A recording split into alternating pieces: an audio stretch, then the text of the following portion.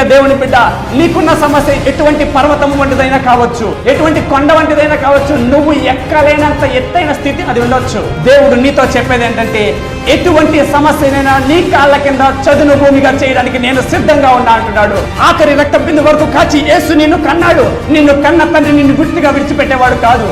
ఆయన వైపు నువ్వు చూచిన ఎడలా, నీ కనులు ఆయన్ని చూచిన ఎడలా, ఆయన నీ యొద్దకు వచ్చి నీకున్న సమస్త ప్రాబ్లమ్స్ అన్ని తీసివేయడానికి దేవుడు సిద్ధంగా ఉన్నాడు.